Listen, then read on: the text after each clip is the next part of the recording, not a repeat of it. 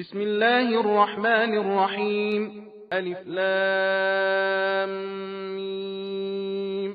غلبت الروم في أدنى الأرض وهم من بعد غلبهم سيغلبون في بضع سنين. لله الأمر من قبل ومن بعد ويومئذ يفرح المؤمنون بنصر الله ينصر من يشاء وهو العزيز الرحيم. وعد الله لا يخلف الله وعده ولكن أكثر الناس لا يعلمون ظاهرا من الحياة الدنيا وهم عن الآخرة هم غافلون.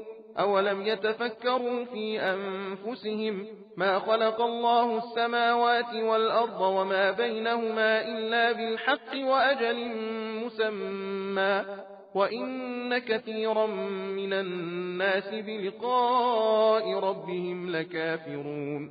أولم يسيروا في الأرض فينظروا كيف كان عاقبة الذين من قبلهم كانوا أشد منهم قوة وأثاروا الأرض وعمروها أكثر مما عمروها وجاءتهم رسلهم بالبينات فما كان الله ليظلمهم ولكن كانوا أنفسهم يظلمون.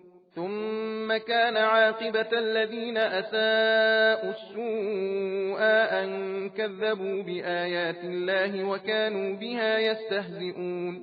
الله يبدأ الخلق ثم يعيده ثم إليه ترجعون. ويوم تقوم الساعة يبلس المجرمون ولم يكن لهم من شركائهم شفعاء وكانوا بشركائهم كافرين.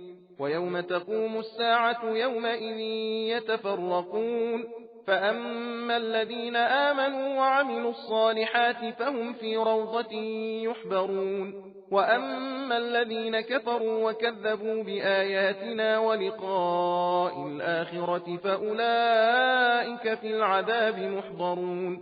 فسبحان الله حين تمسون وحين تصبحون وله الحمد في السماوات والأرض وعشيا وحين تظهرون. يخرج الحي من الميت ويخرج الميت من الحي ويحيي الأرض بعد موتها وكذلك تخرجون. ومن آياته أن خلقكم من تراب ثم إذا أنتم بشر تنتشرون. सबील कुरान हिदायत का रास्ता।